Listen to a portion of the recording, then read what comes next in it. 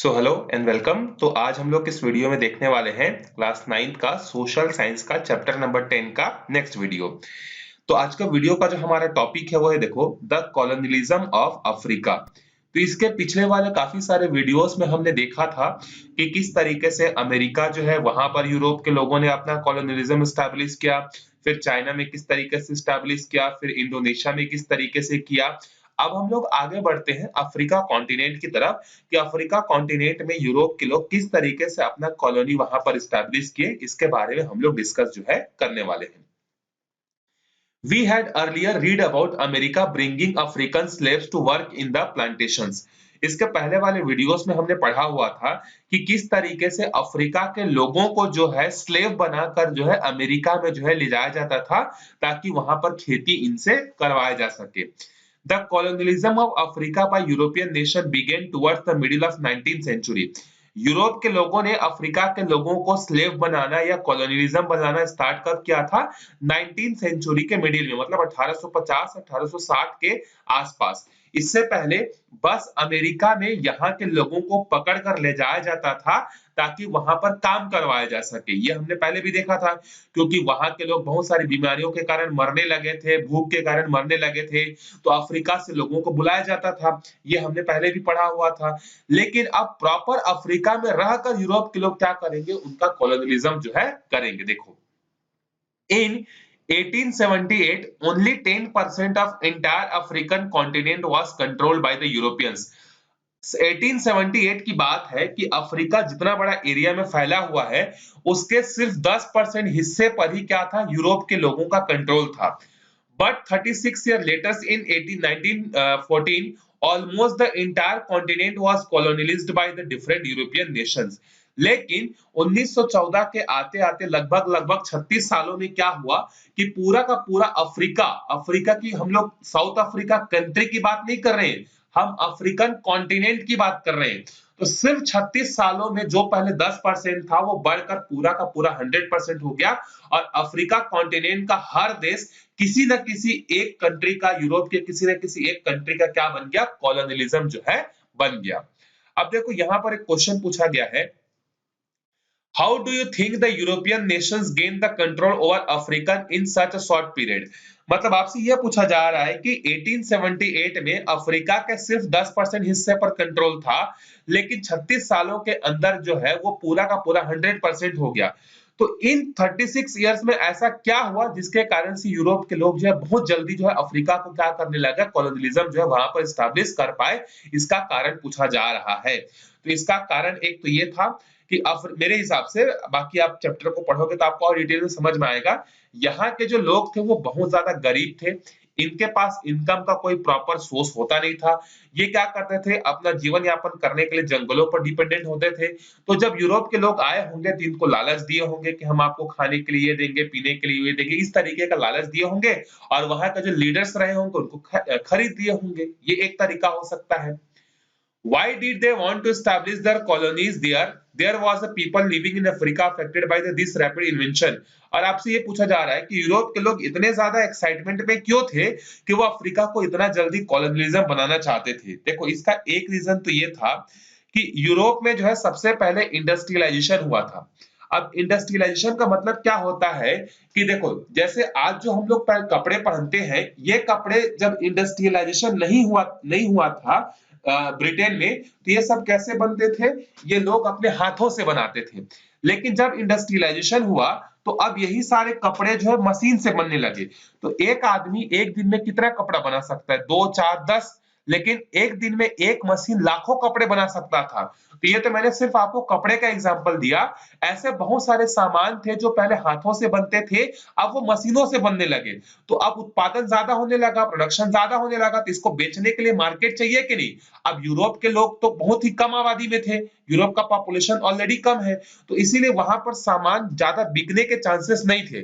तो अब यूरोप के लोग ऐसे देशों को खोज रहे थे जहां पर उनका सामान बिक सके। तो इसीलिए अफ्रीका को ये कॉलोनी बनाने के लिए इतने ज्यादा एक्साइटेड थे।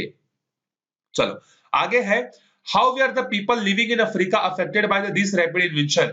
अब इस रैपिड इन्वेंशन का अफ्रीका के लोगों पर क्या इफेक्ट हुआ होगा? उन लोग स्लेव बन गए। अपने ही जगह पर अब दूसरे के कंट्रोल में काम करने लगे। इस तरीके से बहुत सारी चीजें हमें देखने को मिलेंगी। स्टार्ट करते हैं द स्लेव ट्रेड। अब स्लेव ट्रेड क्या होता है, देखो जैसे आज आप देखते होंगे कि कई जगह जो है जानवरों को खरीदा और बेचा जाता है।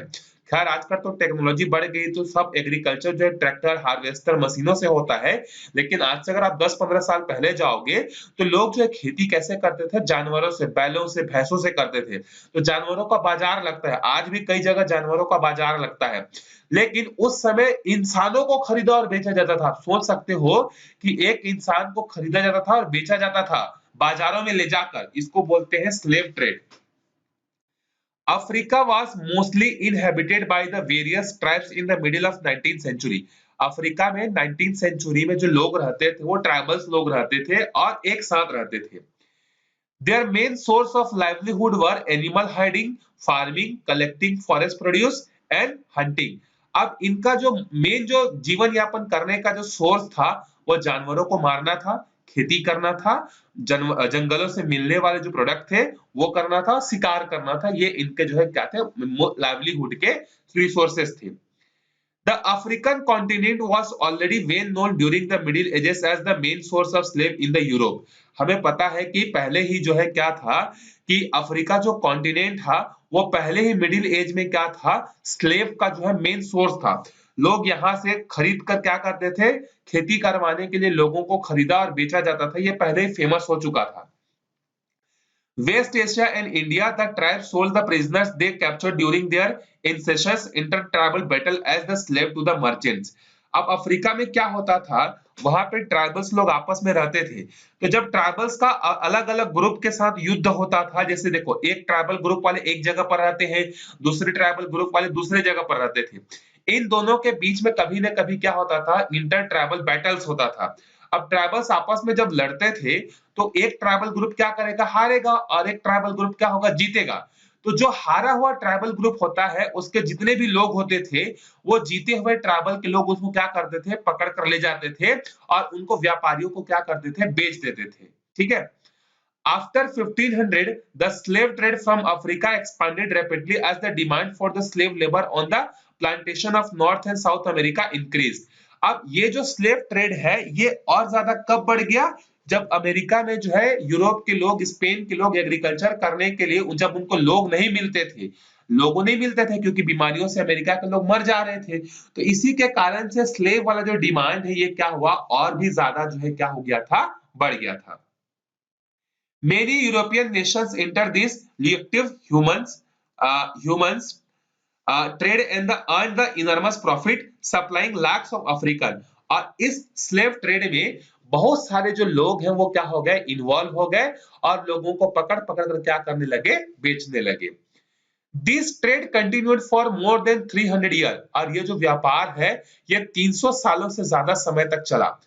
Gradually coming to an end between the 18 and 1900। अब ये व्यापार बंद कब हुआ, 1800 और 1900 के आते आते ये स्लेव ट्रेड जो है फाइनली जो है बंद हुआ।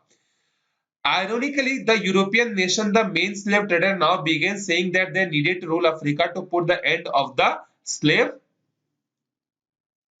trade that started the scramble for Africa. अब देखो जिन लोगों ने स्लेव ट्रेड को स्टार्ट किया था, स्टार्ट किसने किया था, अमेरिका में जो नॉर्थ अमेरिका और साउथ अमेरिका के जो मर्चेंट्स हैं उनको खेतों में काम करवाने के लिए इंसानों की, मजदूरों की जरूरत पड़ रही थी, तो अमेरिका में उनको मिल नहीं रहा था, तो इन्होंने क्या किया, अफ्रीका से लोगों को खरीद खरीद कर ले जाते थे और वहां अमेरिका में काम करवाते थे। तो स्लेव ट्रेड स्टार्ट किसने किया, यूरोपियन लोगों ने। और कहां पे स्टार्ट किया, नॉर्थ अमेरिका और साउथ अमेरिका में स्टार्ट इन्होंने किया।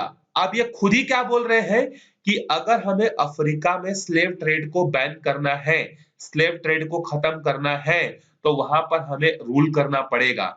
मतलब स्टार्ट भी आप ही करो और खत्म करने के लिए आप क्या बोलोगे कि हमें वहां पर जाकर जो है क्या करना पड़ेगा, कंट्रोल करना पड़ेगा, तभी वहां पर स्लेव ट्रेड क्या होगा, खत्म होगा। मतलब दोनों हाथ आपके क्या है, ताली बजा रहे हैं। ठीक है, यही बोलना चाहेंगे कि चालू भी आप कर रहे हो अपने फायदे के लिए, आप बंद करने के लिए भी अपना फायदा देख रहे हो कि ताकि अफ्रीका पर हम कंट्रोल कर सके। ये गलत बात है कि नहीं है। चलो आगे देखते हैं। The industrial revolution, imperialist competition and Africa. अब अफ्रीका में किस तरीके से यूरोप के कंट्रीज के बीच में कंपटीशन बढ़ा, इसके बारे में हम लोग देखने वाले हैं। The first nation to industrialize, such as Britain, captured the raw material sources for their factories across the world, especially in Asia. अब देखो, सबसे पहले जो इंडस्ट्रियलाइजेशन हुआ था वो ब्रिटेन में हुआ था, इंग्लैंड में हुआ था। तो ब्रिटेन क्या करता था, अब कोई भी सामान को बनाने के लिए रॉ मटेरियल चाहिए कि नहीं, कच्चा माल चाहिए। तो इसने क्या किया था, स्पेशली एशिया में जितने भी रॉ मटेरियल्स मिलते थे उनके प्रोडक्ट को बनाने के लिए उनको कैप्चर कर लिया था। तो बाकी यूरोप के लोगों के लिए जो है कोई स्कोप नहीं बचा था एशिया में रॉ मटेरियल परचेज करने के लिए। They also captured market for their industrial product. Germany, France, Italy began industrialization 100 years later. अब देखो, अब ब्रिटेन सबसे पहले इंडस्ट्रियलाइजेशन में आगे था, तो उसने उन जगहों को कैप्चर कर लिया जहां पर रॉ मटेरियल मिलता था, और उन जगहों पर भी कैप्चर कर लिया जहां पर वो सामान को बेच सकता था। तो अब 100 साल के बाद जो है जर्मनी में, फ्रांस में, इटली में इंडस्ट्रियलाइजेशन यहाँ हुआ, पहले तो नहीं हो पाया था। तो जब जर्मनी, फ्रांस और इटली में इंडस्ट्रियलाइजेशन हुआ इंग्लैंड के 100 साल बाद, तो इनको भी रॉ मटेरियल और मार्केट की जरूरत पड़ेगी। तो इनके पास एशिया वाला ऑप्शन तो पहले ही खत्म हो गया है, तो अब किस तरफ भागेंगे इन लोग। By that time, Africa was the only continent left for these nations to gain control over raw material and markets. अब इन सारे देशों के लिए, जर्मनी के लिए, फ्रांस के लिए, इटली के लिए एशिया में कोई स्कोप नहीं बचा था। अब सिर्फ एक ही कॉन्टिनेंट बचा था जहां पर ये कच्चा माल को क्या कर सकते थे, खरीद सकते थे और अपने प्रोडक्ट को बेच सकते थे। वो क्या था, अफ्रीका था। तो इसीलिए एक तरीके से अफ्रीका को कॉलोनी बनाने के लिए बहुत ही कम समय लगा, क्योंकि ये सब कैप्चर करने में कंपटीशन जो है आ गया था। ठीक है, तो इस वीडियो में यही तक देखेंगे। अगले वीडियो में फिर हम लोग स्टार्ट करेंगे कि रेशियलिस्ट आइडियोलॉजीज जो है किस तरीके से अफ्रीका में जो है स्टार्ट हुआ, काले रंग का, गोरे रंग का, इसके बारे में अगले वीडियो में हम डिस्कस करेंगे। मिलते हैं अगले वीडियो में, तब तक के लिए बाय बाय।